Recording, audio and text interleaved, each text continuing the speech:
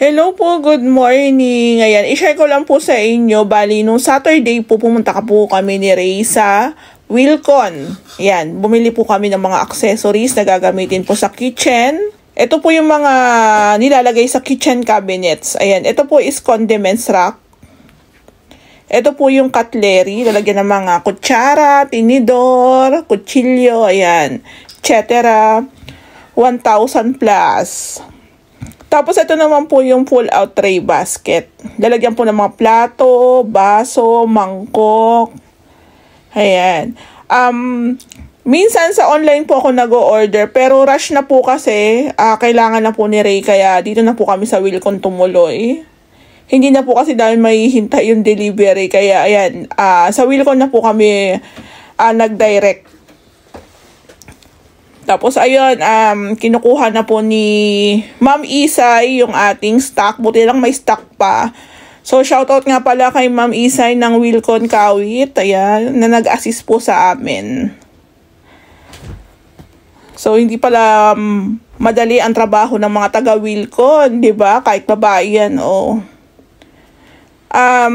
Happy Mother's Day nga po pala sa mga nanay, mami, mama, ayan.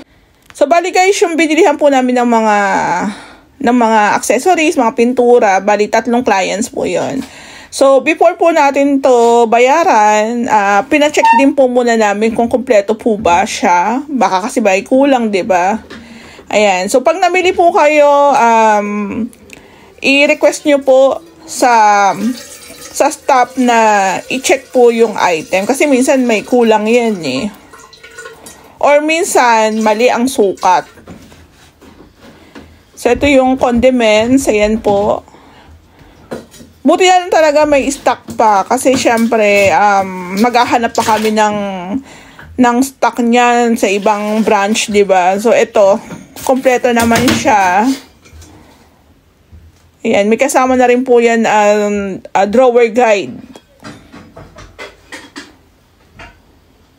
Actually guys, yung nabibili ko sa online, halos same lang. Halos same lang po yan. Kasi yung in-orderan ko po sa online, puro kitchen accessories po yung kanilang tinitinda. Ayan. So, meron tayong cutlery. Ayan. So, gagawa na lang po ng drawer yan. Tapos, isa rin po sa binili namin is yung built-in.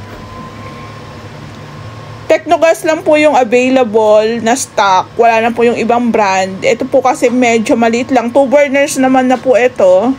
So, isa pa ito. Kailangan ipa-check din po natin kung working. Kung gumagana rin po ba yung kanyang pinaka-knob. And kung kompleto po yung kanyang mga parts, 'di ba? So, napaka-importante pag bibili po tayo. Wag po nating kalimutan ipa-check para kahit umuwi po tayo ng bahay, ayun, goods na goods, diba? So, ayun guys, dapat yung pinaka-igniter tumutunog. Ayan, tapos parang nag-spark. So, ibig sabihin, okay yan. So, bali naka-3 cart din kami ni Ray kasi bumili rin po kami para sa Gentry at saka po sa Mambog. Yung sa Mambog po, yung pinaka-main breaker naman po ng bahay kasi babaguhin po namin yung buong wirings at maglalagay po kami ng panibagong breaker. Ayan. So, pag ganyan po, pinagsasabay-sabay na po namin ni Ray. Minsan, abono pa po namin yan. Then, tsaka po namin siya isisend sa may-ari kung magkano po yung ginaso. So, 3 cart, 3 may-ari, 3 resibo din po yan. So, bali kasama na rin po dyan yung continuous handle na gagamitin namin sa Bacoor. Ayan, medyo mahaba-haba lang. So, ayun guys, ayun, ganun ang buhay namin ni Ray. Kami po lahat ang nag-aasikaso ng mga materyales. Lahat po ng resibo, makikita nyo, ito-turn over po namin yan once natapos na po ang inyong unit. So, ganon. Common, given na nag-aabono po kami ni Ray. Tapos, asikaso na rin po talaga namin yan lahat. Actually, ini-enjoy lang po namin yung renovation. Parang nasasanay na rin po kami na ganon po yung nagiging routine namin. Kami nagsusupply ng materyales.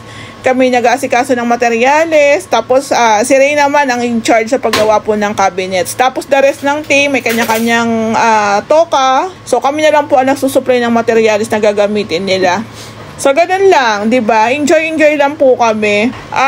Pasalamat talaga na meron talagang sasakyan. Napakalaking tulong. Kasi mas madali sa amin mag-transport. Ayan.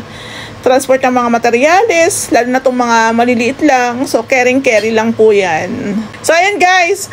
Ito lang masasabi ko. Magastos po talaga ang renovation, bathroom at kitchen area. Kasi ang dami pong accessories na gagamitin. Hindi po siya talaga biro. Kaya kailangan po talaga kung meron kang 1M, gawin mong 2M ang budget mo sa renovation. Kung mas malaki pa yung bahay mo, triplihin mo.